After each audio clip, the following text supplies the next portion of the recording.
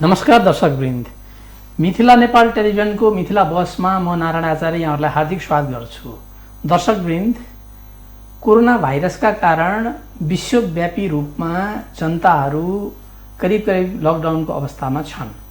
नेपालको सन्दर्भमा कुराकानी गर्दाखेरिमा लकडाउन अलि खुकुलो भए पनि सङ्क्रमितहरूको सङ्ख्या 9000 नागिसकेको अवस्था र मृत्यु पनि 23 जनाको भइसकेको अवस्थामा अब भविष्यमा के हुने भन्ने एउटा शङ्काको घेराभित्र नै अवस्था छ। यो अवस्थामा जनजीवन अस्तव्यस्त छ। राजनीति जसरी politics is a dirty game भन्ने अङ्ग्रेजी उखान छ, त्यसलाई चरितार्थ गरिराखेको देखिन्छ। भ्रष्टाचारका कुरा, नागरिकता विधेयकका कुराहरू, अमेरिकन सहयोग प्रोजेक्ट एमसिसीका कुराहरू भयो, सीमा विवादका कुराहरू भयो, यी पनि अहिलेका ज्वलन्त विषयहरू भइरहेका छन्। छलफल विभिन्न ढङ्गबाट भइरहेका छन्। धमिलो पानीमा माछा मार्ने प्रयत्न भए जस्तो पनि देखिएको छ। यो परिवेशमा हिजो हामीले के सपना लिएका थियौँ, के सपना बाँडेका थियौँ र आज के गर्दैछौँ, खास गरी वामपन्थी दलहरूको विषयमा मैले विषयवस्तुलाई उठान गर्न चाहेँ। नेकपाको सरकार, झन्डै 2/3 सरकार, 2/3 सरकार किन चाहिएको थियो? हामीलाई 2/3 बहुमत दिनुहोस् भनेर किन आह्वान गरिएको थियो र अहिले हामी कतातिर अगाडि बढिरहेका छौँ? सरकार गम्भीर र सशक्त दुवै हुनुपर्ने अवस्थामा त्यस्तो दुवै देखिँदैन। यो विषयमा पनि हामी चर्चा गर्नेछौँ।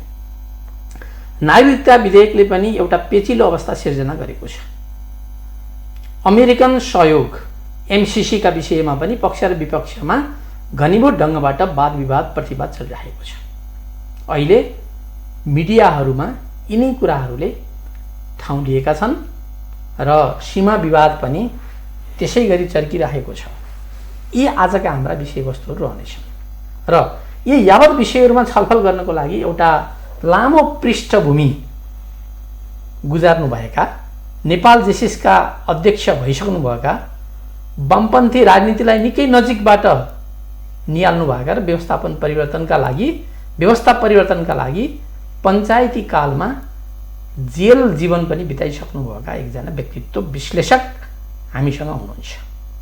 उहाँले कुनै दलको प्रतिनिधित्व गर्न चाहनुहुन्न र कुनै आफ्नो अगाडि विश्लेषण राख्न चाहनुहुन्न। उहाँ एउटा स्वतन्त्र नागरिकका हिसाबले विषयवस्तुलाई लिनुहुन्छ र तीखो ढङ्गबाट विश्लेषण गर्नुहुन्छ। सत्य तितो हुन्छ। उक्त व्यक्तित्व हुनुहुन्छ अर्जुन कुमार प्रसाई। आज हामीले मिथिला नेपाल टेलिभिजनको मिथिला बसमा अर्जुन कुमार प्रसाईलाई बोलाउने आमन्त्रण गरेका छौँ र उहाँ हाम्रो स्टुडियोमा उपस्थित भइसक्नु भएको छ। म उहाँलाई हार्दिक स्वागत गर्न चाहन्छु। धन्यवाद। धन्यवाद। अर्जुन सर, आराम हुनुहुन्छ? ठिक छु। अब अहिले आरामै हुनुहुन्छ भन्दाखेरिमा पनि कोरोना कहरका कारण अब यो प्रश्न नै अलि पृथक भइराखेको छ। अनि लामो समय लकडाउनको अवस्थामा हामी रह्यौँ। अब यहाँ एउटा अध्येता पनि हुनुहुन्छ, लेखन पढनमा अलिकति लाग्ने हुँदाखेरिमा त्यो छ। अब अहिले जुन लकडाउन, यो कोरोना भाइरसको चाहिने प्रकरण चलिसकेपछि सरकारका गतिविधि अनि यो सरकार जुन पृष्ठभूमिबाट आयो अनि यसले जुन वर्गलाई चाहिँ सम्बोधन गर्नुपर्ने हो, यसका चाहिँ विभिन्न कुराहरूको व्यवस्थापनलाई यहाँले कसरी हेर्नुभएको छ? सबभन्दा पहिला त तपाईँले मलाई बोलाउनु हो यो बहसका लागि, त्यसको लागि धेरै धेरै धन्यवाद। यो कुन वर्गलाई हेर्छ भन्दा पनि अहिले सत्तामा बसेका शासकहरू हिजो कुन वर्गमा थिए र अहिले कुन वर्गमा उनीहरू छन् भनेर प्रश्न गर्नुभयो भने चाहिँ बरु म जवाब दिन्छु। यसले कुन वर्गलाई हेर्छ, त्यो त अहिले यो वर्गलाई हेर्छ भन्ने खालको परिस्थिति मैले देख्दैन, कुनै पनि वर्गलाई हेर्दैन। अब अलिक नजिक चाहिँ कसलाई ल्याउँछ त अहिलेको सरकारले, अथवा अहिलेको सरकारले भन्दा पनि मैले आजसम्म देखेका जति पनि सरकार थिए तिनीहरूले सबैभन्दा बढी नजिकमा प्रिय मानेर ल्याउन चाहने वर्ग चाहिँ कुन हो भन्दाखेरि पुँजीपति वर्ग नै हो। पैसा जोसँग छ त्यसैलाई नजिक ल्याउँछ। आफैले डाइरेक्ट नभए पनि आफ्ना आसेपासे वरिपरि रहेका सल्लाहकार, ताना तिर्कुटा, किचन क्याबिनेटहरूको के हुन्छ नि, हुके बैठके आदि इत्यादि, यिनीहरूको माध्यमबाट चाहिँ त्यस्ता पैसावाल मान्छेहरूलाई चाहिँ आफ्नो नजिकमा ल्याउँछ। मैले पृष्ठभूमिमा मेरो अन्तर्मनमा के कुरालाई राखेर यहाँलाई प्रश्न गरेँ भने यहाँ पनि वामपन्थी आन्दोलनसँग नजिक रहनुभएको व्यक्तित्व, हिजो जेलनेलको पनि अनुभव गरेको व्यक्तित्व र अहिले मन्त्री हुने प्रधानमन्त्री हुनेहरूलाई पनि यहाँले नजिकबाट चिन्नु भएको छ। सर्वहारा वर्गको अधिनायकत्व, किसान र मजदुरको झन्डा, हैसा हथौडाको झन्डा लिएर झन्डै 70 वर्षको इतिहास बनाएको नेकपाको सरकार छ नि त। यस अर्थमा यसले वास्तविक किसान मजदुर हैन र तल्लो वर्गको मेहनतकश जनताका आवश्यकताहरूलाई सम्बोधन गर्न सकेको छ कि छैन भन्ने कुरालाई मैले उठान गर्न खोजेँ। त्यो हिजो तपाईँले भनेको आजभन्दा अगाडि नेपालमा जुन किसिमले एउटा वामपन्थी आन्दोलनले सार्थकता प्राप्त गर्नका एउटा जनमत तयार गर्यो नि, त्यो यथार्थमा हामीलाई नेतृत्व गर्ने अथवा सर्वहारा वर्गको, तपाईँले भन्नुभयो सर्वहारा वर्गको नेतृत्व गर्ने अथवा हुँदा खाने वर्गको नेतृत्व गर्ने मान्छेहरूले यथार्थमा तिनीहरूकै पक्ष पोषण अथवा तिनीहरूकै हितलाई सोचेर त्यति बेलाको आन्दोलन चलेको होइन रहेछ। त्यो चाहिँ के रहेछ भन्दाखेरि सत्तामा पुग्नका लागि सबैभन्दा सजिलो माध्यम भनेको को भन्दा अचेतन मस्तिष्कहरू, जो अज्ञानी छन्, जोसँग चेतना छैन, जसले यसले मलाई चाहिँ ढाँटिराखेको छ कि यसले सही कुरा भनिराखेको छ भनेर छुट्याउन सक्दैन नि, त्यस्ता मान्छेलाई देखाउने लालीपपको रूपमा चाहिँ यिनीहरूले मार्क्सवाद लेनिनवाद, यो माओवाद, फलानुवाद यो सब त्यो प्रोपगन्डाको रूपमा मात्रै सञ्चालन ल्याएका रहेछन्। उनीहरूले भनेका कुराहरूले गर्दाखेरि मान्छेमा एक खालको चाहिँ आकर्षण विकास भयो। यिनीहरूलाई सत्तामा पुर्याउन पाए त हाम्रा गरिबका, हाम्रा दिन दुखीका, हामीले खान नपाएका, हाम्रा पनि टाँसिएका पेटहरू, भोको पेटले निसन्देह भोलिका दिनमा चाहिँ राम्रो स्थिति सिर्जना पो हुन्थ्यो कि हाम्रा पनि छोराछोरीहरूले चाहिँ एक पेट र एक आङको स्थिति सिर्जना हुन्थ्यो कि भन्ने खालको चाहिँ अवस्था सिर्जना गराइदिए। त्यसैले गर्दाखेरि यो त्यो के थियो भन्दाखेरि त्यो विशुद्ध रूपमा झुट थियो।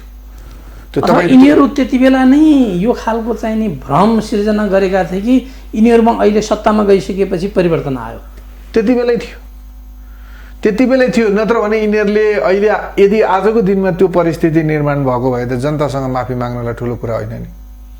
तपाईँ सत्तामा पुग्नुभयो, गर्न सक्नु भएन, तपाईँले चाहिँ हिजो भनेका कुराहरू पुरा गर्न सक्नु भएन भने, जस्तो आज म अहिले उहाँहरूलाई चाहिँ एक हिसाबले शिष्टतापूर्वक गाली गरिरहेको छु नि त, यो गाली हो नि होइन, शिष्टतापूर्वकको गाली। भोलिका दिनमा उहाँहरूले गरेर देखाउनु भयो भने तपाईँकै टिभी च्यानलमा आएर ए महामानव हो, हिजो मैले तपाईँहरूका बारेमा गलत क्रियाकलाप, गलत कुराहरू बोलेँ, म तपाईँहरूमाथि मैले शङ्का उत्पन्न गरेँ, शङ्का मेरो मनमा पैदा भयो, मलाई माफ गर्नुहोस् है भन्ने के को डर? किन लाज, किन धकाउनु पर्ने, किन भन्नुहुने? प्रचण्डले अझै कति वर्षसम्म जनयुद्ध ठिक थियो भनेर बस्ने? कतिचोटि भनिसके मैले चाहिँ माओवाद भनेको त मैले चाहिँ हामीले झुटो गरेको थियौँ, यो झुट थियो भनेर चाहिँ के अरे नक्कली माओवादी भनेर कतिचोटि भनिसके? लाज हुँदैन, शरम हुँदैन? यो देशमा सबै नबुझ्ने, लाटागाँडा, सबै अशिक्षित, अचेतन, सबै त्यो मात्रै मान्छे छन् त। त्यसैले उहाँहरूलाई त्यो शङ्काको लाभ दिने काम तपाईँहरू मिडियाकर्मीले पनि गर्नुहुन्न। यिनीहरूले सुनियोजित रूपमा, अझ मैले त के भनिहाल्छु छु भने यिनीहरूले बिताएको जेल जीवनमा पनि मलाई शङ्का लाग्न थाल्यो। यिनीहरू बाहिर बसेर काम गरेर खान सक्ने यिनीहरू हैसियत, ताकत रहेनछ यिनीहरू छ। सरकारको सित्तै खाए, जेलभित्र पनि सित्तै खाएर बसे, राज्यको खाएर बसे। आज बाहिर आएर पनि यिनीहरू त्यही काम गरिरहेको छ। यिनीहरूले अहिलेसम्म, म त प्रति प्रश्न गर्छु तपाईँहरूलाई, मलाई देखाइदिनुहोस् कि सत्तामा गइसकेपछि आजका दिनमा, चाहे त्यो नेपाली कङ्ग्रेसको नेतृत्वको सरकार होस्, मनमोहनको बाहेक, मनमोहनले नेतृत्व गरेको सरकार 18 महिना 9 महिने हो क्या, 9 महिने शासनकाल, मनमोहनको 9 महिने शासनकाल भन्दा बाहेक, मदन भण्डारीको मृत्युभन्दा अगाडिको कम्युनिस्ट पार्टी बाहेक मलाई एक दिन पनि गर्वले शिर उजा गर्ने परिस्थिति देखाइदिनुहोस्, अनि म त्यस दिन सोचौँला। त्यसैले उहाँहरूले सुनियोजित रूपमा हामीलाई मूर्ख बनाउनु भयो। 15, 16, 17, 18 वर्षका चाहिँ लक्का जवान यो देशका भविष्यहरू, युवाहरू, जसले चाहिँ पढ्ने, लेख्ने, आफूलाई सक्षम बनाउने, देशका लागि काम गर्ने, कोही वैज्ञानिक हुन्थ्यो होला, कोही डक्टर हुन्थ्यो होला, कोही साइन्टिस्ट, विभिन्न किसिमका मान्छेहरू चाहिँ तयार हुनुपर्ने स्थितिमा बुर्जुवा शिक्षा भनेर शिक्षा भयो। तपाईँलाई एउटा म आज यो भन्छु भनेर बिर्सेको छु, फेरि बिर्सिन सक्छु, म तपाईँलाई बताइदिन्छु। 60 सालमा जति बेला म जेसिसको नेतृत्व गरिरहेको थिएँ, हामी केही हजार मान्छे सहितको उपस्थिति हापुरे, यो दाङको एउटा त्यो हापुरे भन्ने हापुरे ठाउँमा चाहिँ गएर कार्यक्रम गर्न भनेर सुदीप पाठकजी जति बेला मानव अधिकार सङ्गठनको अध्यक्ष हुनुहुन्थ्यो, हामी दुईजना त्यो ठाउँमा पुग्ने भनेर हामीले आह्वान गरेर गयौँ। त्यहाँ सबै खालका दल के अरे यो गैर सरकारी क्षेत्रका क्रियाशील सङ्घ संस्थाका नेताहरू पनि हुनुहुन्थ्यो। हामी पुग्यौँ, केही त्यहाँ कार्यक्रम गऱ्यौँ, आमसभा गऱ्यौँ। त्यस पछाडि कोही फर्किनु भयो। सुदीपजी र म चाहिँ हामी रुकुम रोल्पा सल्यान प्युठान माओवादीसँग कुरा गर्ने, यसरी जघन्य हत्या गरेर यो देशलाई रसातलमा पुर्याउन पाइँदैनन्, एकचोटि कुरा गरौँ भन्ने सन्दर्भमा उहाँ र म गयौँ। जेसिसीका केही मेरो महासचिव हुनुहुन्थ्यो दिनेश कोइराला, जो नेपाली कङ्ग्रेसको हुनुहुन्छ, अहिले सायद भरतपुरमा टिकट खोसिएको काङ्ग्रेसी हुनुहुन्छ क्या र। अनि हामी गयौँ। गइसकेपछि त्यहाँ कस्तो भने हामी बाँडिएर रुकुम रोल्पा सल्यान प्युठानका लागि बाँडिएर चाहिँ हामी चारै जिल्ला पुग्ने हिसाबले चाहिँ बाँडिएर गयौँ। के अरे रोल्पाको लिबाङ जुन के अरे सदरमुकाम हो, त्यो सदरमुकाम पुग्ने बेलामा चाहिँ एउटा नयाँ सरकारी पुलिसको गाडीमा आगो लगाएको हामीले बाटोमा भेट्यौँ। पुरा वारवारी जलिरहेको थियो, तर कोही पनि थिएन त्यहाँ, न पुलिस थियो न सर्वसाधारण थियो, कोही पनि थिएन। हेरेँ, दुःख लाग्यो। राष्ट्रिय सम्पत्तिको त्यो हेर्दाखेरि मनमा कता कता पीडा भयो। त्यस पछाडि हामी अलि पर जाँदाखेरि एउटा दोकान जस्तो थियो, त्यो दोकानमा एउटा पोखरेल थरका, नाम मैले बिर्सेँ, पोखरेल थरका 13-14 वर्षका, सायद यो इन्टरभ्यू ती मान्छे अहिले 60 साल भनेपछि 17 वर्ष, 17-14, 30-31 वर्षको लक्का जवान हुनुपर्छ। उहाँ त्यो भाइले मेरो यो इन्टरभ्यू हेर्नुभयो भने तपाईँ मार्फत म उहाँसँग एकचोटि कुरा गर्न पाए हुन्थ्यो भन्ने मलाई लागेको छ मनमा। एउटा माओको रेड बुक हातमा बोक्नु भएको थियो, एकदम भर्खरको 13-14 वर्षको, ओठो यस्तो निचोर्दा दुधाउला जस्तो कुलकुलाउँदो गोरो चिटिक्क परेको अनुहार। मैले चाहिँ ए बाबु यो गाडी कसले आगो लगाएको यहाँ भनेको, अलि सम्हालिएर कुरा गर्नुहोस्, त्यो आगो लगाएको होइन, ज्ञानेको चियानमा आगो लासमाथि के अरे चिता जलाएको भनेर जवाब दिए। अनि मलाई यसो सुदीपजीले चिमोट्नु भयो। तर मेरो पृष्ठभूमि वामपन्थी, मलाई डर लाग्दैन थियो हेर्नुहोस्, किनभने म पनि त्यही रूपबाट चाहिँ हुर्केर आएको हुनाले मलाई डर लाग्दैन थियो। अनि मैले भने ओहो गजबको कुरा गर्नुभयो, ए गऱ्यौ त बाबु, कति क्लासमा पढ्छौ भनेको। तिमी नभन्नुहोस् मलाई, तपाईँ भन्नुहोस्। म कामरेड के छतम नाम, एउटा के नाम यस्तो के समथिङ के यस्तै ज्वाला स्वाला यस्तै हुन्छ नि, पार्टीको नाम थियो, पार्टीको त्यो नामले चाहिँ मलाई त्यसले भन्नुहोस् भने। ओ अनि के बोक्नु भएको त यो, तपाईँले स्कुल जानुहुन्न भने। बुर्जुवा शिक्षा कसले अध्ययन गर्छ, हामी त्यसरी माओको रेड बुक पढ्छौँ भनेर बुक पनि देखाउनु भयो। 100% दावाका साथ म भन्न सक्छु ती मान्छे कहिले भविष्य के भएको होला, त्यसको जिम्मेवारी प्रचण्डले लिनुपर्छ कि पर्दैन। एउटा नागरिक असल हुँदाखेरि हाम्रो जेसिसको उद्देश्य, जेसिसको मूल मन्त्र भनेको के हो भने एउटा समाज र संसारको विकास, संसारको राम्रो र नराम्रोको पछाडिको कारण जम्मा एउटा व्यक्तिमा निहित हुन्छ भन्छौँ हामी। एउटा व्यक्ति राम्रो भयो भने परिवार राम्रो हुन्छ, एउटा परिवार राम्रो भयो भने समाज राम्रो हुन्छ, समाज सबै राम्रो हुँदा राष्ट्र राम्रो हुन्छ, र राष्ट्र सबै राम्रो भयो भने संसार राम्रो हुन्छ। एभर लास्टिङ ओल्ड पिस, कहिल्यै नसकिने विश्वव्यापी स्थायी शान्ति प्राप्त हुन्छ। हामी त त्यो स्कुलिङबाट चाहिँ जेसिसमा हुर्केर आएको। एकदम यहाँले मार्मिक कुराको उठान गर्नुभयो। स्वाभाविक रूपले माओवादी आन्दोलनबाट झन्डै 17,000 भन्दा बढी चाहिने मान्छेहरूले ज्यान गुमाए हैन।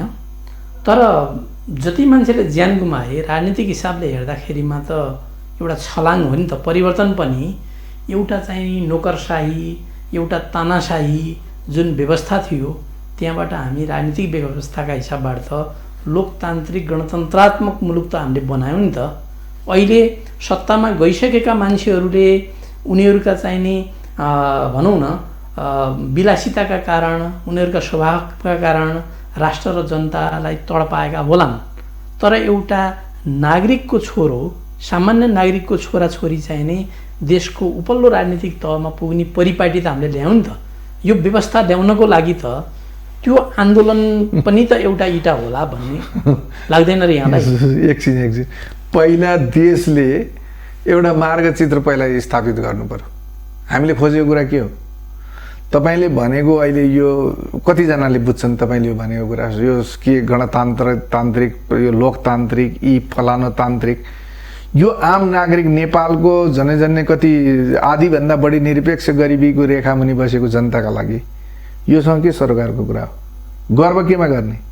हिजो जन्मजात राजा भएर जन्मिने राजालाई हामीले हटायौँ र हिजो गाउँघर बस्तीहरूमा घाँस काट्दै डोको बोकेर घाँस काट्दै हिँड्ने विद्यादेवी भण्डारी र उनको के अरे आम सामाजिक हाम्रै जनजीवनबाट हुर्केकी हाम्रै परिवारबाट निक्लेकी विद्यादेवी भण्डारी आज 1.5 करोड 2 करोडको गलैँचा किन्दैछन्, त्यसमा गर्व गर्ने हो?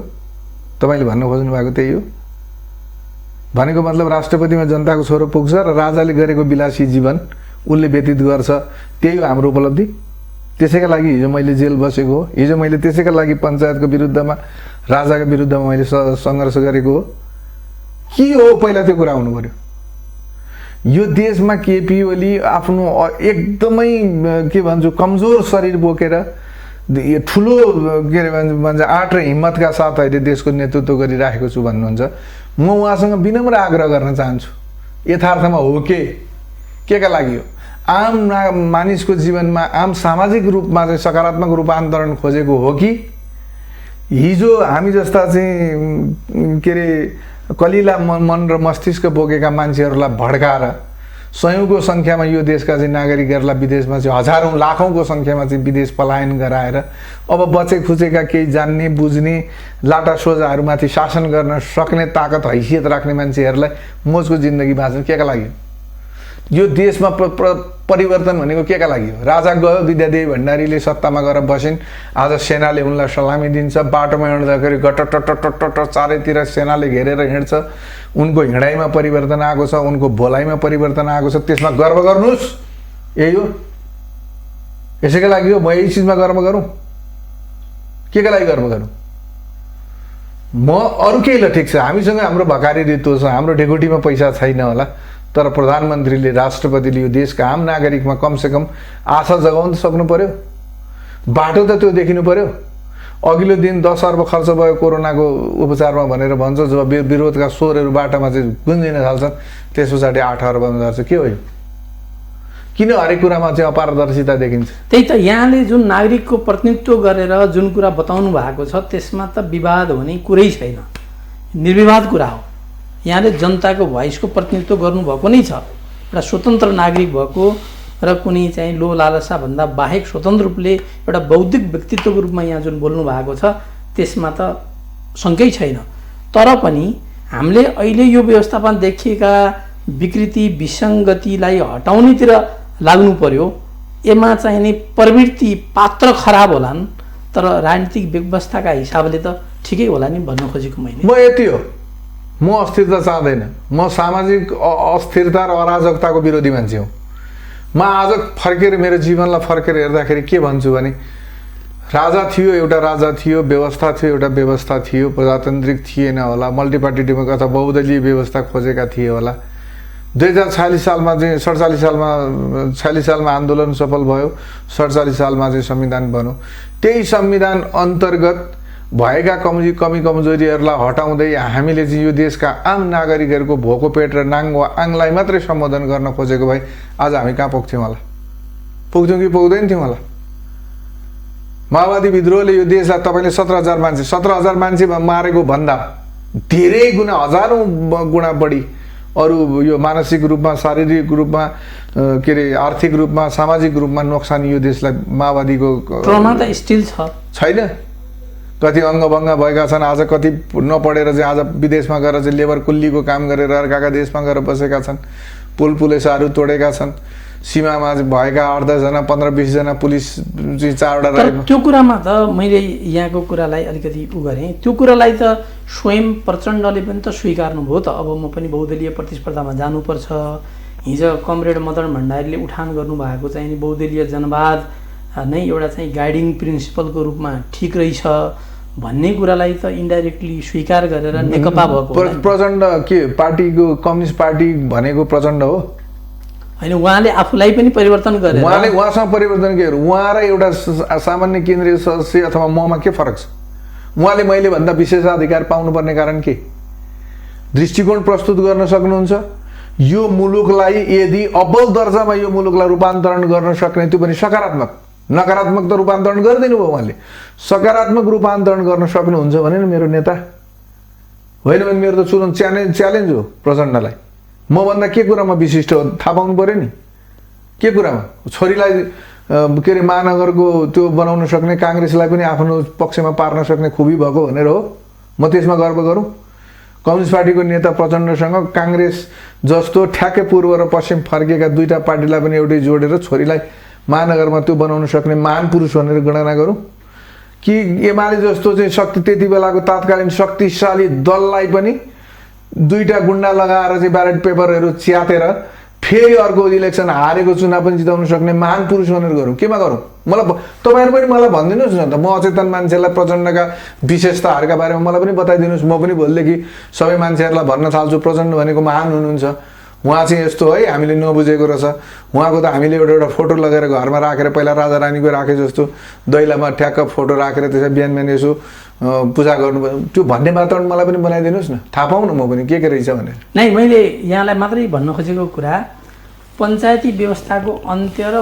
बहुदलीय व्यवस्थाको चाहिँ नि पुनर्स्थापनाका लागि लडेको योद्धा त स्वयं यहाँ पनि हुनुहुन्छ नि म तपाईँलाई यति कुरा सोध्छु तपाईँले अर्जुन परसाईलाई लिएर आएर अहिले यहाँ कुर्सीमा बसेर इन्टरभ्यू लिनु नै महान कार्य हो कि तपाईँले मसँग अन्तर्वार्ता लिएको कारणले करोडौँ रुपियाँ खर्च गरेर बनाएको यत्रो स्टुडियो यत्रो लगानी गर्ने यसका चाहिँ मालिक होलान् तपाईँको आफ्नो श्रम खर्च भएको छ मैले मेरो समय दिएको छु पेट्रोल खर्च गरेर यहाँसम्म आएको छु भनेपछि यो हेर्ने मान्छेहरूले कमसे कम पनि 1% उनीहरूको चाहिँ इच्छा अनुसारको उनीहरूको पनि चेतनामा अलिकति यति मात्रै भए पनि मैले अथवा भनौँ न एउटा तलाउमा सानो ढुङ्गा हान्दाखेरिका तरङ्गहरू जुन किनारसम्म पुग्छन् त्यति मैले गराइदिन सकेँ भने पो तपाईँ र म सफल त पञ्चायत गयो के भयो त पञ्चायत हुँदा के भएको थियो अहिले के फरक भयो त बिहानदेखि बेलुकासम्म अर्काका घरमा शारीरिक श्रम गरेर पसिना बेचेर खाने मान्छेका लागि के परिवर्तन भयो त्यो बताइदिनुहोस् पञ्चायतकालमा कमसेकम म त भन्छु पञ्चायत मान्थ्यो भन्न थालिसकेँ म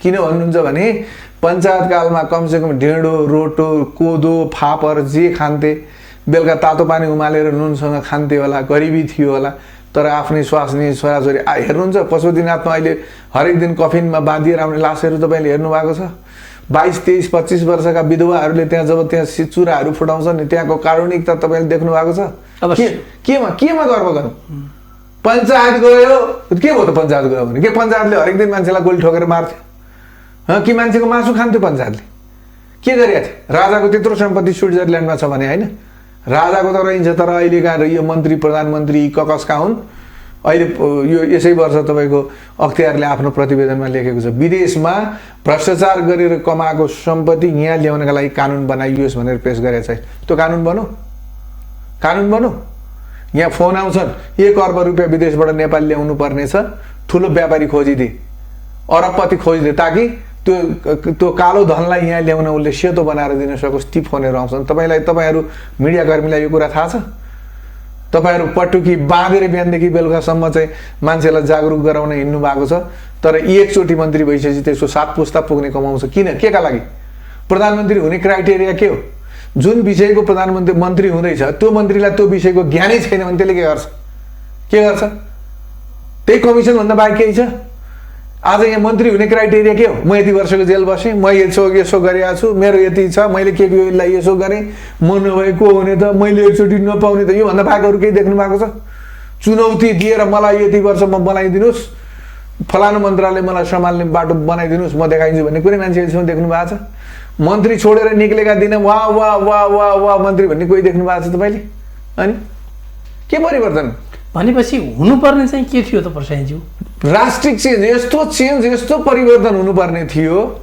यी जति पनि अकुत आर्जन गरेर बसेका चाहे त्यो चाहिँ जनप्रतिनिधि हुन् चाहे अरू अन्य क्षेत्रका मान्छेहरू हुन् तिनीहरूभित्र छानबिन हुनुपर्छ तिनीहरूको खोजी नीति हुनुपर्छ जनता केन्द्रित जनतालाई टार्गेट गरेर चाहिँ अरू कुरा छोडिदिनुहोस् ल केही पनि गर्नु परेन आजसम्म कम्युनिस्ट पार्टीले आफ्नो घोषणा पत्रमा लेखिएका कुराहरू र चुनाव जितेर समीक्षा गरेको थाहा पाउनु भएको छ हामीले के वचन दिएर जनतासँग भोट माग्यौं अहिले के कुरामा कति प्रगति भयो आवधिक रूपमा हामीले कति परिवर्तन अब कति समय 2 वर्ष हैन अब चुनाव आउनु के गर्छ फेरि त्यति बेला एउटा कुनै घटना घटाउँछन् र फेरि एउटा स्लोगन लिएर यिनीहरू चुनावमा जान्छन् आखिर हामी अब त सबै दोष कोरोनालाई दिए भइहाल्यो यस्तो पनि हुन्छ यसलाई व्यवस्था मान्ने यो व्यवस्था हो तपाई हेर्नुस् तपाईँ मिडियाकर्मी आज तपाईँ हेर्नुहोस्, म 3 दिन 4 दिनदेखि लगातार भारतीय न्युज च्यानलहरूमा देखिरहेको छु, नेपाललाई चाइनाले उचाल्यो, बोर्डरमा चाहिँ सशस्त्र प्रहरीका चाहिँ टेन्टहरूमा चाहिँ चाइनिज नै वास्तवमा चाइनिज नै अक्षर लेखेर टेन्टहरू गाडेका रहेछन् कि। त्यति त नेपालकै अक्षर लेखेर पनि टेन्ट किनेर लगेर राख्नु त सक्थ्यो होला नि नेपालले। त्यो चाइनिजै टेन्ट लगेर त्यसका त्यहाँ चाहिँ त्यो बगरेल त्यो थुपार्नु पर्ने कारण त थिएन। मनपरी मुखमा आएसम्म भनेको छ भारतले, भारतीय मिडियाहरूले हेर्नुहोस्। अब एउटा कालो सुरुङभित्र पसेको अवस्था देख्छु म।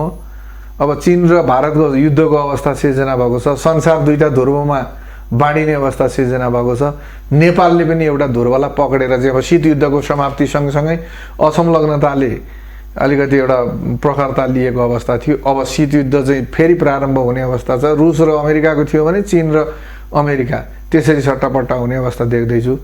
भोलि के हुन्छ थाहा छैन। आफ्नै देशभित्र तपाईँ देखिरहनु भएको छ हाम्रा मुलुकका यी दुर्भाग्यहरू।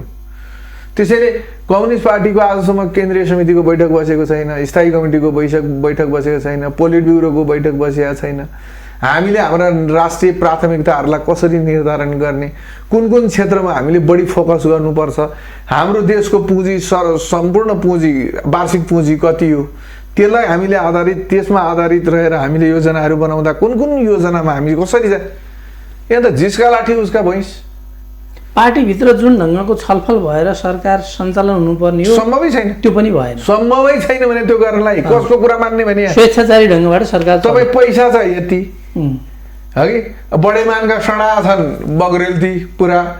अब आफ्नो क्षेत्रमा यिनीहरूलाई त के छ भने चुनावमा कसरी सुरक्षित हुने। तपाईँ हेर्नु न, भारत जस्तो त्यत्रो ठुलो चाहिँ अर्थतन्त्र भएको मुलुक अहिले सांसदहरूलाई दिने विकासको उसले खारेज गर्यो, 3 वर्षसम्म नदिने भनेर गर्यो।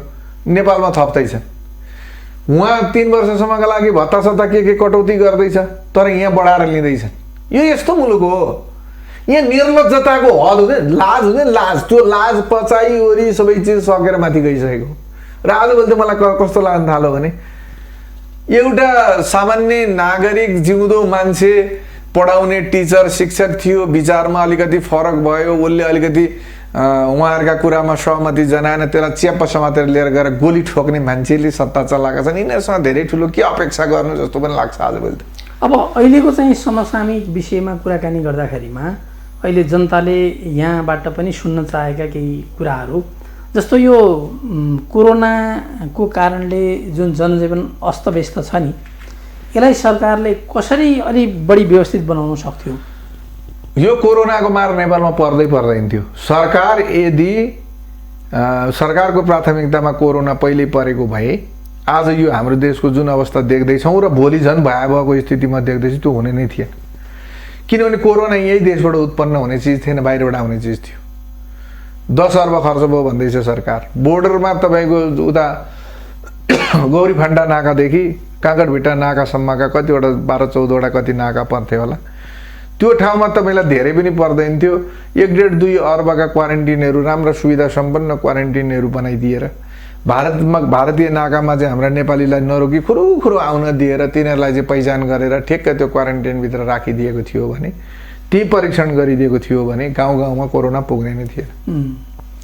एयरपोर्टमा यो कोरोना सङ्क्रमित मुलुकबाट आएका मान्छेको पहिचान गरेर सरकारले नै आफ्नै गाडी मुहैया के अरे उपलब्ध गराइदिएर त्यसलाई घरसम्म पुर्याएर स्थानीय सरकारलाई ल यो मान्छे यसरी विदेशबाट आएको, यसको निगरानी गर्नु भनेर घर परिवारलाई जिम्मा लगाइदिएको भए पनि आजको अवस्था सिर्जना हुने थिएन।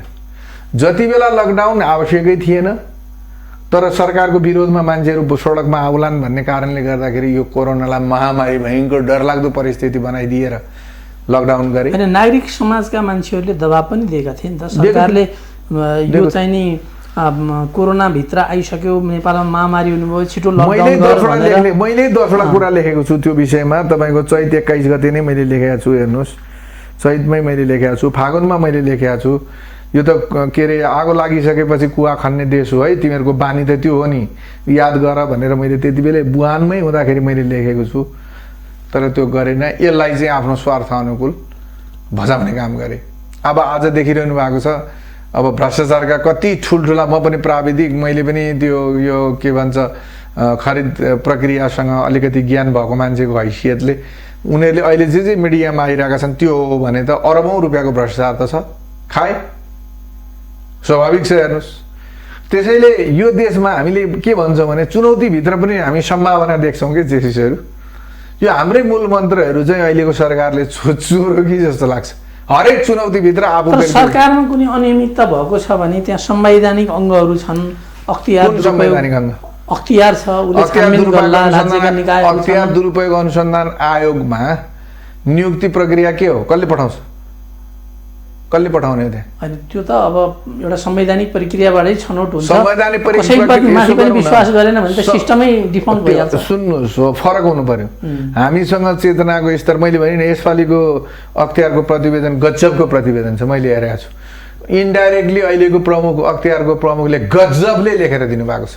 भ्रष्टाचार कहाँ छ, नीतिगत भ्रष्टाचार कसरी हुन्छ, कर्मचारी तन्त्रमा भ्रष्टाचार नियन्त्रण गर्ने हो भने के गर्नुपर्छ भनेर लेखिदिनु भएको छ उहाँले। खान पुग्ने सम्पत्ति पैसा त दिनु पर्यो नि कर्मचारीलाई। भोकभोकै तँ चाहिँ काम गर, म चाहिँ अकुत लुट्छु भनेर मन्त्रीले भन्यो भने कर्मचारीले टेर्छ? कर्मचारी केका लागि जान्छ? पैसाको लागि होइन। किन गएको कर्मचारी? पैसा कमाउनु गएको होइन। केका लागि पढ्छ? पैसा कमाउनको लागि होइन। जो मान्छे म जनताको सेवा गर्छु, म जनप्रतिनिधिको रूपमा जिन्दगीभरि तपाईँहरूको सेवा गर्छु भनेर गएको चाहिँ अरबौँ र खरबौँको के अरे भ्रष्टाचारमा जोडिन्छ। अनि खरदारले यति खायो, सुब्बाले यति खायो भनेर कारवाही गर्न सायद लाज भएर होला यसपालिको अख्तियार प्रमुख, जो आफ्नो कर्मचारी हुँदाको कालमा पनि इमान्दार एउटा ब्युरोक्राट्स भनेर चिनिनुहुन्थ्यो, राम्रो प्रशासकको रूपमा चिनिनुहुन्थ्यो, स्वच्छ छवि भएको मानिनुहुन्थ्यो। उहाँले यसपालि गजबको प्रतिवेदन प्रस्तुत गर्नु, तपाईँले हेर्नुभयो भने देख्नुहुन्छ। नीतिगत मन्त्री परिषदबाट गरेको निर्णयहरू अख्तियारले हेर्न नपाउने भनिएको छ। भनेपछि के यी हेर्नु भएन? माधव नेपालको नेतृत्वमा भएको बालुवाटर प्रकरणमा अख्तियारले छुन सक्यो? खोइ छु। किनभने मन्त्री परिषदबाट भएको निर्णयलाई केही गर्ने मिल्दैन। त्यस्ता चिजहरूलाई स्केप गरेर लिएर गएर मन्त्री परिषदबाट हातखुट्टा काटिदिएर एक्ज्याक्टली। त्यसैले अख्तियारमा आजको दिनमा म त के भन्छु भने सबभन्दा पहिलो कुरा त तपाईँले त्यहाँ जीवनभरि प्रशासक भएर काम गर्छ, सचिवबाट रिटायर हुन्छ, मुख्य सचिवबाट रिटायर हुन्छ, सारा हदगण्डाहरू सारा कुराहरू बुझेको हुन्छ। अनि 60 वर्षको उमेरको हद लगाएर अब तैँले जागिर खान सक्दैनस् है, तेरो उमेरले दिँदैन, अब त जागिर नखा भनेर जो मान्छेलाई चाहिँ रिटायर भएर पेन्सन दिएर घर पठाएको मान्छेलाई लगेर फेरि त्यही ठाउँमा राख, के अर्थ त्यसको? मलाई बताउनुहोस् के अर्थ त्यसको? तपाईँ रिटायरमेन्ट लिएको मान्छे, एउटा सब्जेक्टमा विशेषज्ञता हासिल गरेको मान्छेलाई दिनुहोस् न 8-10 वर्ष त्यसो भए चलाउनलाई सक्छ भने। अनि त्यहाँबाट निक्लिएर अब त प्रौढ भइस्, त वृद्ध भइस्, अब तैँले जागिर खानु हुँदैन, अब तैँले रिटायरलाई बिताउनु पर्छ, लु जा घर भनेर पठाउने, त्यहाँबाट लिएर गएर कहाँ राखिदिने? त्यस्तो बिहानदेखि बेलुकासम्म निडरतापूर्वक मान्छेलाई हतकडी लगाएर बाँधेर देशका दुश्मनहरूलाई लगेर बाँधेर हतकडी लगाएर जेलमा ठुस्नु पर्ने ठाउँमा चाहिँ लगेर 60 वर्ष क्रस गरेको मान्छेलाई लगेर अनि काम हुन्छ? के काम हुन्छ? भनेपछि हाम्रो सिस्टममा समग्र प्रवृत्ति चारित्रिक सुधारकै खाँचो छ भन्ने यहाँले। मैले भने न तपाईँलाई म आज एउटा अर्को चुनौती दिन्छु ल। तपाईँले आज मलाई बोलाउनु भयो, चिन्जानु भयो। तपाईँ यो देशका अरूमा जान्दिनँ, मैले जागिर खाएका मन्त्रालय के अरे सिँचाइ जलस्रोत मन्त्रालय, निर्माण भौतिक तथा निर्माण मन्त्रालय, यो भवन तथा निर्माण, यो इन्जिनियर प्राविधिकहरू जोडिएका मन्त्रालयका सचिवहरू मन्त्रीहरूलाई बोलाएर ल मसँग कुरा गराउनुहोस् त। मन्त्रीले मेरो अगाडि भन्नुहोस् त म कमिसन लिन्न, तलदेखि मलाई कमिसन आउँदैन भनेर भन्नुहोस् त ल मलाई कुरा गर्न ल्याइदिनुहोस्। यो संस्थागत भाषा, संस्थागत यदि कार्यालय प्रमुखले त्यति मात्रै हो, अर्थ मन्त्रालयबाट बजेट निकासा गर्न आउँदा पैसा त्यो मात्रै तपाईँ आइजिपीलाई लिएर आएर खुसुक्क ल एक दिन जानुहोस् र मैले सोध्नुहोस्, एउटा आइजिपीले भइपरि आउने खर्च निकासा गर्ने, भइपरि भनेको चाहिँ तपाईँको कुनै अतिथि आयो भने त्यसलाई चाहिँ लगेर यसो खुवाइपियाइ गरेर राख्नुपर्छ नि, आकस्मिक खर्चहरू, आकस्मिक खर्च आइजिपी हुन्छ नि, त्यसले त्यो निकासा गर्न जाँदाखेरि third class gazetted third class officer तेस्रो श्रेणीको अध्यक्ष के अरे अधिकृतलाई गृह मन्त्रालयमा चाकडी गरेर पैसा कबल गरेर अनि लिएर जानुपर्छ, माथि फाइल अगाडि बढाउँदै लिएर जानुपर्छ। अर्थ मन्त्रालयबाट बजेट निकासा गराउनको लागि रातो किताबमा त लेखिन्छ, तर अर्थ मन्त्रालयबाट निकासा नभइकन त हुँदैन, त्यस पछाडि त्यहाँ पुग्नुपर्छ। कसले निकाला छुट्टै व्यवस्था, मलाई निकाला छुट्टै व्यवस्था नगर्ने हो भने त्यो हलिने ठाउँ पनि पाउँदैन त्यो कर्मचारीले, त्यो पहिल्यै सुरक्षित गरेर राखेको हुन्छ। त्यो व्यवस्थालाई चिर्न खै कहाँ चिर्यो? अझ बढेर गयो, अझ सशक्त ढङ्गले। हिजो 0.15 के अरे मलाई निकाल्न छुट्याउँदा हुन्थ्यो भने आज बढेर 0.25 पुगेको होला। त्यति नदिकन मलाई निकाले के पनि कामै गर्दैन। होइन, हाम्रो देशमा विकृति विसङ्गति विद्यमान छ भन्ने कुरा त देशमा विकास नभएपछि पनि त्यो प्रष्टिएकै अवस्था हो। तर अब जस्तो केही सकारात्मक कुराहरू पनि नारायणजी, रातारात विकासको तपाईँ किन कल्पना गर्नुहुन्छ? रातारात विकासको कल्पना नगर्नुहोस् न। पहिला तपाईँ सुरुवात त गर्नु पर्यो। सुरुवात कहाँबाट गर्ने? सुरुवात गर्नै डरमर्दो छ भनेको। सुरुवात कर्मचारी तन्त्रबाट गर्नुपर्छ। तपाईँले कर्मचारी तन्त्रमा त्यति बेलासम्म अम्लो ठडाउन सक्नुहुन्न जति बेला तपाईँको मातहत, तपाईँको उपल्लो दर्जामा बसेको मन्त्री, तालुकवाला चाहिँ मन्त्रीले म 1 पैसा पनि लिन्न, मलाई काम चाहियो भनेर जबसम्म भन्दैन तबसम्म त तपाईँ तल कर्मचारीलाई भन्नै सक्नुहुन्न। तपाईँ मन्त्री हुनलाई चाहिँ तछाड र मछाड भएका बेलामा मालदार मन्त्रालय भने त सुन्नु भएको होला तपाईँले। के हो त मालदार मन्त्रालय भनेको? विज्ञान प्रविधि, महिला बालबालिका कसैले लिन चाहन्छ? तर यो देशमा परिवर्तन रूपान्तरण गर्नुपर्ने मन्त्रालय भनेका तिनै होइन। पावर र पैसा विज्ञानमा फड्को नमारिन्जेल, विज्ञानको विकास नभइन्जेलसम्म यो देशमाथि जान्छ। तर विज्ञान तथा प्रविधि भन्नु कोही पनि मान्दैन।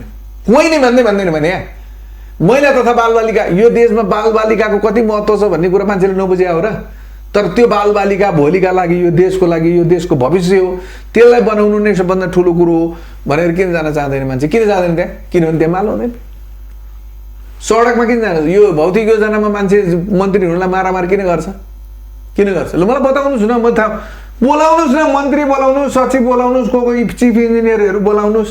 मेरो सिँचाइ मन्त्रालय अन्तर्गतको त भर्सक मैले चिनेकै आउला, उसँग चाहिँ म आँखा जुदाएर कुरा गर्नु बोलाउनु। यसमा त अब आवधिक निर्वाचन हुने, अनि निर्वाचन चाहिँ अलि महँगो र भड्किलो निर्वाचन हुने बित्तिकै त भ्रष्टाचारको कारण त्यो पनि होला। त्यही त पटक पटक चुनावमा त जानु पर्यो, ठिक छ त। पैसा चाहियो। कार्यकर्ता बिना पैसा मासु भात नखाइकन खड्दैनन्। त्यही त परिवर्तनको तपाईँले कुरा गर्नु भने यस्तो व्यवस्था आयो, हामीले पञ्चायत फाल्यौँ भन्दाखेरिको कुरामा मैले तपाईँलाई भनेको कहाँ आयो त परिवर्तन? तपाईँ विकास दिन सक्नुहुन्न। विकास त पैसाले दिने हो। सामान्य दिन सक्नुहुन्छ नि, सुशासन दिन सक्नुहुन्छ। ठुल्ठुला चाहिँ भ्रष्टाचारका चाहिँ ठुल्ठुला खै गोकुल बास्कोटाले यदि नगरेको हो, त्यो कृत्रिम हो भने ती मान्छेमाथि अन्याय भयो कि भएन? भन्यो भयो। बोलेका भरमा गए। बोलेको हो कि होइन उनले त होइन भनेका छन्, त्यो फेक हो भनिरहेका छन् त। बोलेको हो भने गयो के? बोलेको हो भने त भ्रष्टाचार। छानबिनको क्रममा त प्रमाणित होला। अब कहिले हुन्छ? हैन, त्यस्ता कुराहरू कहिले प्रमाणित? अब उनको रेकर्ड त उनकै भोइसमा आयो त, जनताले सुन्दा त उनको भोइस होइन भनेर दिएका छन् नि जिल्ला अदालतमा। दिएका रिबन काट्दैछन् अहिले पनि रिबन काटेर हिँडिरहेको। सांसद माननीय नै हुन्। अब सांसदको यदि यति बेला कुनै कर्मचारी, कुनै एउटा हलदार पुलिसलाई 500 रुपियाँमा काहीँ पक्रेको भए त्यो सस्पेन्ड हुन्छ। तर उनी त भएन। के परिवर्तन भयो त? बडाले जो गरियो काम हुन्छ त्यो सर्वसम्मत छैन। शङ्करको नङ्गा मगन माग्नेको रूपमा शङ्कर भगवान नाङ्गै सर्वाङ्ग नाङ्गै भएर हिँड्दा चाहिँ वाहन भए। त्यो चाहिँ एकदम, किनभने शङ्कर भगवान भनेका शक्तिशाली थिए, त्यसैले गर्दा उनलाई चाहिँ सबैले मान्नुपर्ने भयो। तर पैसा नभएर लाज छोप्नलाई चाहिँ नभएका फाटेका लुगा लाएर हिँडेको मान्छे देख्यो भने त पछाडि हाम्रो संस्कार त पछाडि हाम्रै छोराछोरीहरू ओए गर्दै जिस्काउँदै पछाडि लाग्छन्। यही हो त देशको, त्यसो भए हामीले खोजेको, हामीले ल्याएको यही हो। यत्र मान्छेहरूले शहीद भएर, यत्र ठुला र शक्तिशाली मान्छेले जे गर्दा पनि हुन्छ भन्ने संस्कृति स्थापित भयो। अनि के परिवर्तन भयो त? हिजो राजाले गर्थे, आज कतिवटा राजा भयो तपाईँ हेर्नुहोस्। हिजो राजाले पनि गर्दैन थिए। अब दुई चारवटा त यो सरकारले सकारात्मक काम गरे होला नि। जस्तो कोरोनाकै कुरा गर्दाखेरिमा पनि नि पर्साई सर, जस्तो सुरुमा एकजना सङ्क्रमित हुँदा नेपालबाट हङकङमा गएर PCR टेस्ट गराएर 3-4 दिन पर्खेर पोजिटिभ छ भन्ने थाहा पाउनु पर्थ्यो भने अहिले त्यो एउटा पनि परीक्षण मेसिन नभएको ठाउँमा अहिले 22-23 ठाउँमा परीक्षण हुने अवस्था सिर्जना भएको छ होइन, एउटा कुरा। अनि अर्को जस्तो सीमा विवाद, यहाँहरू विद्यार्थी कालबाटै यो विषयमा चाहिँ जानकार हुनुहुन्थ्यो। यहाँले जेल जीवन पनि बिताउनु भयो, वामपन्थी आन्दोलनमा लागेकै मान्छे हो, होस्टेमा हिँड्दै गर्दै हिँड्नु भएको व्यक्ति पनि हो। अहिले नेपालले कमसेकम आफ्नो भूभाग समेटेर एउटा आधिकारिक नक्सा बनाएको छ र एउटा भनौँ न सर्वसम्मतिबाट संविधानमा संशोधन पनि भएको छ, निशान छाप पनि आएको छ। यसलाई त यहाँले पोजिटिभै लिनुभएको छ नि त। हेर्नुहोस्, यो अहिले जुन निर्णय गरे यो यस्तो निर्णय त एउटा स्वाधीन र स्वतन्त्र राष्ट्रले धेरैवटा मुद्दामा गर्नुपर्छ। यो स्वागत योग्य हो। मैले अस्ति भने पनि एउटा उसमा भन्दाखेरि भनेको छु, जतिचोटि सल्युट गरे पनि केपी ओलीलाई पुग्दैन, गरे हुन्छ यो विषय। तर यस पछाडिका मैले अघि तपाईँलाई भने नि, यो पछाडिका सम्भावनाहरू जुन अहिले भारतीय मिडियाहरूमा म देखिरहेको छु, हामी सानो मुलुकका मान्छे हौँ। जीवनभरि भारतले जे भनौँ त्यही मानेर बसेको, भारतले भोलि चाहिँ यसो अलिकति खानेकुरा दिएन भने पनि भोकभोकै मर्नुपर्ने देश नेपाल आज हामीलाई आँखा देखाएर चाहिँ हेर्न सक्ने हैसियत कहाँबाट राखो भन्दा चाइनाले ढाप मारेर भनेर बिहानदेखि बेलुकासम्म फलाकै छ। अब हाम्रो निशान छापमा हामीले चाहिँ स्वाधीन र स्वतन्त्र भएर हामीले ड्याङ्गै ल्याएर नक्सा हाल्यौँ भनेरै गर्व गर्ने हो भने यसमा मेरो भन्नु केही पनि छैन। तर त्यसलाई चाहिँ हामीले व्यवहारिक रूपमै त्यो भूमिलाई हाम्रो नेपालभित्र गाभ्ने हो वा भारतसँग पौडेजोरी त हामीले गर्यौँ, पौडेजोरी त गरिसक्यौँ हामीले। अब यो पौडेजोरीलाई टुङ्गामा र निष्कर्षमा पुर्याउनका लागि नेपालीहरूले भोलिका दिनमा फेरि कति के पीडा भोग्नुपर्छ त्यो त हेर्न बाँकी छ नि त नारायणजी। त्यो नहेरिन्जेलसम्म, त्यो थाहा नपाइन्जेलसम्म, यसलाई निष्कर्षमा नपुर्याइन्जेलसम्म ठुला बडालाई त केही पनि हुँदैन। हेलिकप्टरमा बोकेर जहाजमा बोकेर पनि लिएर आएर खान्छन्। तर हामी नेपालीले चाहिँ फेरि हामी स्वाधीन स्वतन्त्र स्वाभिमान, हामी दाउरा बालेर खान्छौँ, हामी यो गरेर खान्छौँ, हामी त्यो गरेर खान्छौँ भन्ने एउटा कुरा हो।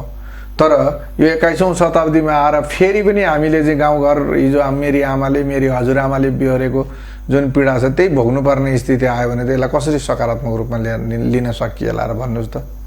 अब यहाँको विचारमा यहाँले जुन अध्ययन गर्नु भएको छ, देखिराख्नु भएको छ, जुन घटना जसरी डेभलप भइराखेको छ त्यसलाई हेर्दाखेरिमा अब यो भूमि फिर्ता नै हुने अवस्थासम्म नेपाल र भारतको अवस्था कसरी हेर्नुहोस्, मैले अघि तपाईँलाई मैले हिन्ट्स गरिसकेँ कि शीतयुद्धको प्रारम्भ फेरि भयो। पहिला रुस र अमेरिकाको थियो भने आज चीन र अमेरिकाको शीतयुद्ध सुरु भइसक्यो। अब मलाई लाग्छ सायद आज बिहानको न्युज सुन्दाखेरि भारतले 500 करोड भारतीय रुपियाँ चाहिँ सेनालाई भइपरि आउने खर्च गर भनेर तोक्यो। भनेको मतलब त जे गर्छस् गर भनेको अवस्था हो। अब भोलि त्यही रूपमा चाहिँ उनीहरूको युद्ध हुने अवस्था भयो भने त हेर्नुहोस् नेपाल पनि अछुतो रहन सक्दैन। त अमेरिकाले अब युरोपले फ्रान्सले अब यी विभिन्न देशहरूले चाहिँ भारतलाई चाहिँ भारतको पक्षमा बोलिसकेको अवस्था हो। अब त्यो जुन घाँटी चाहिँ भारतले आफ्नो भनेर क्लेम गरिरहेछ त्यो ठाउँमा आएर चाहिँ के अरे चाइनाका सेनाहरू आएर बसेको भनिरहेको छ। भोलि युद्ध छेडिएको अवस्था हो भने त हेर्नुहोस् एउटा गजबको स्थिति सिर्जना हुन्छ। त्यसैले सरकारले भन्नु पर्यो हामीले असंलग्नता छोडेको हो कि होइन। हामी अब सधैँभरि चाहिँ यो लटर पटर तालले उही एउटा चाहिँ पहिला एउटा इन्साफ गर्दाखेरि एउटा उसले पनि ऊ गरेछ उसले पनि ऊ गरेछ दुवैजनाले ऊ गरेर ऊ गर्छन् भने मेरो के ऊ गर्नु छ भनौँ न भन्थे एकजना बाबै क्या गाउँमा हो। त्यस्तै अब हामी त्यस्तै जवाफ दिएर बस्ने हो भने त भारत र चाइनाको विषयमा हामी त्यस्तै जवाफ दिएर बस्ने हो भने त मेरो भन्नु केही छैन। तर सरकारले आफ्ना नागरिकहरूलाई सुसूचित गरेको अवस्था चाहिँ होइन। यो के हो, कसको आडमा गरेको हो? भोलिका दिनमा हामी के गर्छौँ? भारतले त वार्ता गर्दिन भनिसक्यो। वार्ता गर्ने भए चाइनासँग वार्ता गर्ने, नेपालसँग वार्ता नगर्ने भन्ने हुन्छ? हुन्छ तपाईँ भन्नुहोस्, हेपेको हो नि। तपाईँ सिमानाको क्लेम जति कुरा हो त्योभन्दा ठुलो कुरो त भारतले आज हेपिरहेछ। एउटा सम्प्रभुता सम्पन्न राष्ट्रसँग हामी वार्ता गरौँ दुई विषय हुँदा पनि वार्ता गर्दिन भन्छ। ल भन्नुहोस्, अनि मेरो हो भन्न छोड्दैन, फेरि सेनापतिलाई बोल्न फेरि पनि लगायो, फेरि पनि सेनापति बोल्यो। त यस्तो अवस्थामा चाइनाले उकासेर नेपाल पुचुर गरिरहेछ भनेर चाहिँ सेनापतिको भनाइ त्यस्तो थियो, भारतीय सेनापतिको। यो अवस्थामा भोलिका दिनमा के हुन्छ त खोइ देखाएको। म विश्वस्त हुने आधार के? तपाईँलाई मलाई लाग्छ यो मसला भोलि गएर जहाँसम्म लाग्छ तपाईँको चुनावी मसलाका रूपमा पनि यो गरेको हुनसक्छ। तर एउटा कुरा निश्चित छ, आउँदो चुनावमा यदि यही अवस्थाबाट यो मुलुक गुज्रियो, जनताका मनमा विश्वास समेत दिलाउन सकेन, भरोसाको त कुरा छोड्नुहोस्, सामान्य विश्वासको स्थिति पैदा गर्न सकेन भने अब नेपाली कांग्रेस र नेकपा बाहेक अरू कुनै पनि शक्ति छैन नि। यिनी दुईटा हुन्छ, कहिले एउटालाई कहिले अर्कालाई भन्ने जुन यिनीहरूको मनमा परेको छ नि त्यो भ्रम टुट्छ यसपालि, यो ग्यारेन्टी हो। यो देशमा अरू पार्टी अनि नेपाल चाहिँ नि जस्तै एउटा सीमा विवादका कारणले इन्डियाले चाहिँ नि नेपाललाई चाइनासँग मुझ्दियो, अनि चाइनिज कम्युनिस्ट पार्टी र नेकपाको बिचमा भएको चाहिँ सहकार्यका कुराहरू छन्, प्रशिक्षणका कुराहरू पनि छन्। अब त्यो हामीले डिटेलमा छलफल गर्न समयका कारणले नपाउँला। तर यी सबै पृष्ठभूमिमा एक खालको सम्बन्ध, नकारात्मक सम्बन्ध विकसित भइरहेको छ र चाइनाको उक्सावटमा चाहिँ नेपाल लागिरहेछ भन्ने भारतको एउटा आरोप छ। यसले चाइना र भारतको बिचमा नेपाल पर्यो नै। र अर्को प्रसङ्ग यहाँसँग मैले उठाइनँ भने यहाँलाई यहाँसम्म आमन्त्रण गरेको कुराले चाहिँ नि हाम्रो उद्देश्य प्राप्त हुँदैन। जस्तो एमसिसी झन् बढी पेचिलो हुँदै गएको छ। अहिले सडकमा नारा लगाइरहेछ। लकडाउनकै समयमा पनि स्वतस्फूर्त रूपमा युवाहरू सडकमा चाहिँ आएका छन्। धेरै मान्छेले चाहिँ एमसिसीको विरोध गरिराखेका छन्।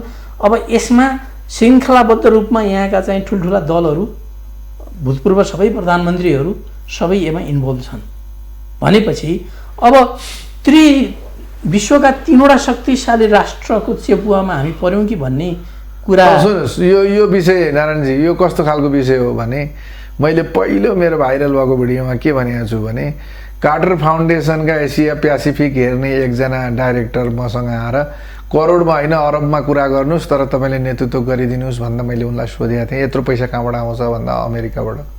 किन आउँछ, उसको स्वार्थ छैन भनेर मैले सोद्धा छु। अमेरिकन स्वार्थ छ। के स्वार्थ छ त पहिला त्यो स्वार्थ भन्नुहोस्। जुन मेरो राष्ट्रको, मेरो देशको स्वार्थसँग नबाजिने रहेछ भने तपाईँको पैसा चाहिँदैन, म त्यसै सडकमा निक्लिन्छु, नेतृत्व गरेर निक्लिन्छु। यदि तपाईँको अमेरिकन स्वार्थ मेरो देशको स्वार्थसँग दीर्घकालीन रूपमा चाहिँ खतरनाक रूपमा त्यो स्वार्थ रहेछ भने म तपाईँलाई गर्न सक्दिनँ भनेर मैले पठाएको थिएँ भनेर मैले भनेको छु। त्यो स्वार्थ त थियो, मैले पो लिइनँ त, तर नेताहरूले त लिए हिजो सहयोग लिएका हुन्। हेर्नुहोस्, चाहे त्यो माओवादी युद्धका बेलामा होस्, चाहे तपाईँको के अरे यो 62-63 जनआन्दोलनको उसमा होस्, पैसा त प्रशस्त लिए। अब यिनीहरू बाध्य छ। एउटा कुरा त्यो तपाईँले 1000वटा चाहिँ मान्छेले आत्मदाह नै गरो सडकमा भने पनि त्यो पास गर्ने कुरामा यिनीहरू पछि हट्नै सक्दैन। तपाईँले अघि भूप प्रधानमन्त्री भनेर शेरबहादुर देवाललाई जोड्न चाहनुभयो, सक्दैन। कुनै हालतमा पनि त्यो एमसिसीबाट हात झिक्नलाई अहिलेका यी दलका नेताहरूले सक्दैनन्। नम्बर 1 कुरा, जो हिजो प्रत्यक्ष संलग्न थिएन यो कुरासँग त्यसले विरोध गर्नु स्वाभाविक छ। तर जो प्रत्यक्ष जोडिए र हिजोका आन्दोलनहरूमा चाहिँ सहयोग अमेरिकाबाट दिएका छन् उनीहरूले बोल्नै सक्दैनन्। नम्बर 1। अब एमसिसी ठिक हो कि होइन भन्ने सन्दर्भमा मेरो छुट्टै धारणा छ। रिस्क बिनाको जोखिम नलिकन फाइदा लिन सकिँदैन। जोखिम होला, जोखिमको पाटो मात्रै हेर्नु हुँदैन। ब्याङ्कमा लोन लिन खान जाने मान्छे र ब्याङ्कले लोन दिँदाखेरि पनि जोखिमको व्यवस्थापन गरेर जोखिमका बारेमा लेखेर मात्रै दिन्छ, के जोखिमहरू छन् भनेर दिन्छ। तपाईँले कुनै बाटोमा यात्रा गर्दै हुनुहुन्छ भने पनि तपाईँ जाँदाखेरि हरिसाब घरमा छोराछोरीलाई बुझाएर हिँड्नुहुन्छ, के हो बाटो टाढाको बाटो छ, के हुन्छ थाहा छैन भनेर हिँड्नुहुन्छ। एमसिसी पनि त्यस्तै हो। मलाई एउटा कुरा बुझाउनुहोस्, हाम्रो युरेनियम प्रशस्त भण्डारण छ। युरेनियम भनेको सुनभन्दा महँगो वस्तु हो भनेर त हामीले सुन्यौँ नि, होइन? त्यसलाई उत्खनन गर्ने र प्रशोधन गर्ने काम कसले गर्छ? नेपालले गर्न सक्छ? सम्भव छैन, स्रोत छैन, कसैले नि त छैन। त्यो कस्तो चिज रहेछ भने त्यो चाहिँ तपाईँ बोकेर लान पनि नमिल्ने, त्यही प्रशोधन केन्द्र बनाउनु पर्ने। त्यो आणविक भट्टी, त्यो त भट्टी हो। त्यो भट्टीबाट विकिरण यदि चुहुने हो भने हाम्रो नेपाल जस्ता मुलुक सबै सकिने छ, कोही पनि बाँच्दैनौँ हामी। त्यस्तो खालको चाहिँ चिज रहेछ जसलाई अमेरिका, रुस, चाइना जस्ता 2-4वटा मुलुक बाहेक अरूले त्यो प्रशोधन गर्ने ताकतै राख्दा रहन्छन्। हेर्नुहोस्, प्रशोधनै गर्न सक्दैनन्। त्यत्रो ठुलो धनराशि खर्च कसले गर्ने? हिजो अरुण तेस्रो बनाउने भनेर गर्दा अरुण तेस्रो कि दोस्रो गर्ने हुँदाखेरि एमालेको सरकारले फिर्ता पठाएको जसको परिणाम हामीले के भोग्यौँ, कति कुराहरू भोग्यौँ भन्नुहोस् त। भने अमेरिका यो देशमा छिर्छ, भारतलाई गरिदिए भन्दा मेरो पैसा छैन भन्छ। आज यहाँ वाइ चीन हामीसँग यत्रो हाइड्रो पावर छ, चीनले लगिदियोस् न त, ल उसैले बनाओस्, उसैले उतारतिर लगिदियो, लान्छ। किन गर्दैन चीनले? त्यसैले अमेरिकाले यो नेपालमा प्रवेश गर्छ। केही त्यस्ता खतरनाक बुँदाहरू अहिले जुन बजारमा चर्चामा आएका बुँदाहरू छन्, ती बुँदाहरूमाथि चाहिँ द्विपक्षीय छलफल हुन्छ र ती बुँदा हटाउने भन्दा पनि ती बुँदाहरूलाई चाहिँ परिभाषित गर्ने भन्छु म, कैफियतमा परिभाषित गर्ने, स्पष्ट पार्ने। त्यो भनेको के हो? नेपालको सार्वभौमिकतामाथि, नेपालको अखण्डतामाथि, संसदीय हाम्रो संसदको सर्वोच्चतामाथि नै आँच पुग्ने खालका हुन् भने कैफियतमा लेख्नु पर्यो त्यस्ता विषयहरू दुई पक्ष बसेर लेख्न सकिन्छ नि त। यो धाराले आज बजारमा चलेका यी हल्ला अनुसारले छुँदैन है, यसको अर्थ यो हो भनेर सरकारले पनि आफ्ना नागरिकहरूलाई आश्वस्त गर्न सक्नु पर्यो, एउटा कुरा। दोस्रो, हामीसँग अपार जल सम्पदा छ। आणविक भट्टीबाट निक्लिएका चाहिँ ठुल्ठुला त्यस्ता चिजहरूले चाहिँ तपाईँको ओजोन तह समाप्त भएर विकिरणले चाहिँ मान्छेहरूमा चाहिँ अझ खराब मौसम परिवर्तन, हिमाल पग्लिएर यो अथवा वातावरणीय प्रदूषण, वातावरणीय क्षयीकरणका यत्र कुराहरू आइरहेका छन्। हामीसँग झन्डै 1 लाख मेगावाट जलविद्युत क्षमता छ, 84,000 मेगावाट भन्छौँ हामी। त्यसलाई चाहिँ निकाल्ने काम कसले गर्छ? हामी सक्छौँ? त अमेरिकाले आएर यदि बहुराष्ट्रिय कम्पनी अन्तर्गत नै यहाँ चाहिँ लगानी गरिदिन्छ, अहिले मैले झट्ट देख्दाखेरि यो विद्युत प्राधिकरणलाई 3 टुक्रामा विभाजन गर्ने सरकारको मनसाय भएको मैले बुझिरहेको छु। एउटा उत्पादन, एउटा वितरण, एउटा अर्को के उठाउने, पैसा उठाउने के भनेर गर्न खोजेको देखिरहेको छु। त त्यसलाई छुट्टै गरिदिएर उत्पादन र बिक्री वितरणको सन्दर्भमा अमेरिकन कम्पनीहरू आउँछन्, उत्पादन गर्छन् र आफै बजार खोजेर बेच्छन् भने नेपाललाई के घाटा भयो? के घाटा छ त? जिन्दगीभरि हामीसँग चाहिँ 84,000 मेगावाटको क्षमता छ, हामीसँग अरबौँ करोडौँ खरबौँ सम्पत्ति छ, लु मेरो हात सुङ भनेर हिँड्ने हाम्रा छोराछोरीलाई? हाम्रा छोराछोरी भेडा गोठाला भएर त्यहाँबाट पठाएका पैसाले हामी आमा बाबु पालिएर बेच्नको लागि हजुरको चाहिँ यहाँ अहिले जति लागतमा चाहिँ उत्पादन भइरहेको छ, त्यो एमसिसीबाट उत्पादन हुने बिजुली चाहिँ अत्यधिक महँगो हुने, 300-400 गुणा महँगो भएर भारतले किनिदिन्छ भने तपाईँलाई के टाउको दुख्छ? हाम्रो नेपाललाई खपत हुने कति हो र? भारतले किन्ने प्रत्याभूति त गरेको छैन। गरेन भने अमेरिकन पैसा डुब्छ, तपाईँलाई के टाउको दुख्छ त? लगानी कसले गर्दैछ? अमेरिकनले गर्दैछ होइन? अनि अमेरिकनले सहयोग गर्ने भन्दा पनि त्यो 5 वर्ष नेपालले गर्ने अनि त्यसको मूल्याङ्कन गरेर पछि पेमेन्ट दिने भन्ने कुरा पनि आइरहेको छ। कुनलाई? एमसिसीको होइन, एमसिसी त अहिले तपाईँको साँखुदेखि भैरवासम्म ट्रान्समिसन लाइन बन्ने, हाम्रो ऊर्जा हामीले उत्पादन गरेको बिजुलीलाई भारतसम्म पुर्याउने, भारतले किनिदिने नकिनिदिने अब त्यो त सम्झौता भएको होला, सन्धि भएका होला नि, ती आफ्नो ठाउँमा छँदैछन्। हाम्रो अहिले उत्पादन छैन, उत्पादन भएर पनि हामीसँग यो बर्खामा बढी हुन्छ, त्यो बढी हामी इन्डियालाई सप्लाई गर्छु भन्दा पनि हामीसँग ट्रान्समिसन लाइन छैन। अब कोरोनाले त हाम्रो झन् अर्थतन्त्रलाई तहस नहसै गरिसक्यो। 1200 जना मान्छे पाल्नुपर्छ, हामीले चाहिँ फोकटका घर ज्वाइँ बसेका मान्छे पाल्नुपर्छ, उनीहरूको कुनै काम धन्दा छैन। यी माननीय प्रदेश माननीय मन्त्री देख्नुहुन्छ, यिनीहरूको कुनै अर्थ छैन। यो खारेज गर्नै पर्छ, आज नगरे पनि तिमी 5 वर्षभित्र खारेज गर्छौ, गरेर छोड्छौ, हेर्दै जाऊ, किनभने यी निकममा यिनीहरूको कुनै पनि अर्थ छैन। सृजनात्मक रचनात्मक काम भए, गर्न सक्ने हैसियत भए, ताकत भए, अहिले कोरोनामा धेरै कुरा देख्न पाइन्थ्यो। देख्नुभयो? केही छ? सङ्घीय सरकारले गरो गरेन भने कसैको केही छैन। भत्ता बढाएछन्, तपाईँ आफ्नो आँखा अगाडि देखिरहनु भएको छ। आफ्नो हिसाबले हिजो बैलगाडीमा चाहिँ सुशीलदै गीत गाएर हिँड्ने मान्छेहरू आज करोडको गाडी चढेर हिँडेका छन्, त्यो पनि तपाईँ देखिरहनु भएको छ। लाज छैन, शरम छैन। देशमा खाना नपाउने यस्तो स्थिति छ, भत्ता बढाएछ, हरेक दिन सञ्चारमा आइरहेका छन् भत्ता बढाएका कुराहरू। मान्छेको क्वारेन्टिनमा बसेका मान्छेहरूले यी आज पनि बिहान देख्दै थिएँ, म कुन क्वारेन्टिनमा चाहिँ आत्महत्या गरौँ भनेर देख्दैछु। शरम हुँदैन? लाज हुँदैन? जनताको सेवा गर्छु भनेर आएको मान्छेलाई एउटा मान्छे मात्रै पनि झुन्डिएर त्यसरी चाहिँ त्यो गैर चाहिँ सरकारी क्रियाकलापका कारणले ज्यान गुमाउनु भने कस्तो कुरा हो भन्नुहोस् त? त्यस्तो देखिनु पर्दैन, गर्नु पर्दैन। भनेपछि अहिले हामीले संक्षेपमा भन्दा एमसिसी का केही जोखिम छ, स्पष्ट बुदाहरूलाई जोखिम स्पष्ट पारेर जोखिम छ, तर एमसिसी सँग सम्भावना छैन, यो कुरा म मान्दैन। जोखिम पनि छ, त्यसका नकारात्मक पक्षहरू पनि छन्, तर सबै नकारात्मक पक्ष छन्। अमेरिकन सेना घोडा भोलिपल्टदेखि आएर यहाँ जम्मै टेन्ट गाडेर घडाप्पै बस्छन् र यहाँ चाहिँ पुरा फाइटर विमानहरू, त्यो कुरा चाहिँ गलत हो, त्यो होइन। त्यो कसैले र्युमरको रूपमा चलाइरहेको छ होला, त्यस्तो हुन सक्दैन। भनेपछि त्यति ठुलो सेक्युरिटी इन्ट्रेस्ट राखेको छैन उसले। सेक्युरिटी इन्ट्रेस्ट त किन हुँदैन उसको? चाइनालाई उसले त जसरी पनि नियन्त्रण गर्नु छ, तर चाइनालाई नियन्त्रण गर्ने चाहिँ हामीले भोको पेटले जिन्दैभरि हामीले चाइना नियन्त्रण गर्ने कुरा रोक्नका लागि भनेर हाम्रा रिसोर्सेसहरूलाई चाहिँ त्यतिकै कुहिर जान दिने त? केही दिएपछि त केही लिन खोजिहाल्छ, स्वाभाविक हो नि, त्यो त हुन्छ नि। त्यसलाई किन अन्यथा लिने? तपाईँहरू जस्तो मान्छेले त्यो भ्रम चिर्दिनु पर्छ नि। हुन्छ त के हो, ए बाबा ल चाइनालाई त्यसको घाटा छ, चाइनाले त्यो आउन नदिने हो भने हामीलाई प्रत्याभूत गर्नु पर्यो। चाइनाले तेरा यहाँ भएका खनिज, तेरा यहाँ भएका उद्योग, तेरा यहाँ हामी म लगानी गरिदिन्छु किन भन्नु सक्दैन चाइनाले? एमसिसी नेपालमा आउँदैछ भने उसले पनि बेल्ट एन्ड रोड अन्तर्गत त्यति पैसा खनाइदिए भयो। सुन्नुहोस् न, म त नले तँलाई म ऋण बापतै दिन्छु, तेरो फलाम खानी निकाल्न दिन्छु, तेरो सुन खानी निकाल्न दिन्छु, तेरो युरेनियम खानी निकाल्न दिन्छु, त बिस्तारै पैसा किन भन्नु सक्दैन? अनि के हामी चाइनाको के हलिगोठाला हो? उसको सुरक्षा थ्रेडलाई जोगाइदिनको लागि हामीले पटुकीले चाहिँ हाम्रो भोको पेटलाई कसेर भुँडी बारेर अनि चाइनाको सुरक्षाको प्रत्याभूति गरिदिनु पर्ने हो? ल अब हामी कार्यक्रमको अन्तमा आएका छौँ। अर्जुन प्रसाईज्यू, यहाँले चाहिँ नि अन्तर्वार्ताहरू दिँदाखेरिमा बडा विचार उत्तेजक आफ्ना स्वतन्त्र विचारहरू प्रकट गर्नुहुन्छ। धेरै दर्शकहरू श्रोताहरू यहाँले आर्जन गर्नुभएको छ। व्यक्तिगत ढङ्गबाट म यहाँलाई बधाई पनि दिन चाहन्छु। अब यहाँसँग एउटा प्रतिभा लुकिया छ जसको बारेमा दर्शक श्रोताहरू धेरै जानकार हुनुहुन्न। यहाँमा एउटा कलाकारिता पनि लुकेको छ, एउटा कलाकारिता लुकेको छ होइन। अब यहाँले जेसिस जस्तो एउटा शुद्ध सङ्गठनलाई पनि हाँक्नुभयो, एउटा व्यवस्था परिवर्तनका लागि जेल जीवन पनि यापन गर्नुभयो। यहाँलाई चाहिँ नि असाध्यै बढी यहाँले गाउनु भएको र चाहिँ नि मनपर्ने गीत हाम्रो दर्शकहरूलाई सुनाइदिएर आजको कार्यक्रमबाट हामी बिदा हौँ। यो 42-41 साल अन्तिमतिरको कुरा होला। हामी जब नक्खु जेलमा थियौँ, हामीलाई भव्य स्वागत गरेर लिएर जानुभयो।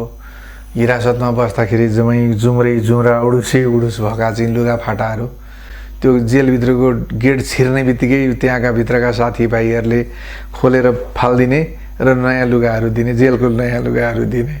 अनि त्यो नयाँ लुगाहरू लाएर हामी गइसकेपछि म त अब यता साङ्गीतिक क्षेत्रमा पनि भएको मान्छे भएको हुनाले थकित त थियौँ, तर पनि अब सबै झापाली बन्दीहरू हुनुहुन्थ्यो, झापाका चाहिँ कामरेडहरू भएको हुनाले राति चाहिँ साङ्गीतिक कार्यक्रम भयो।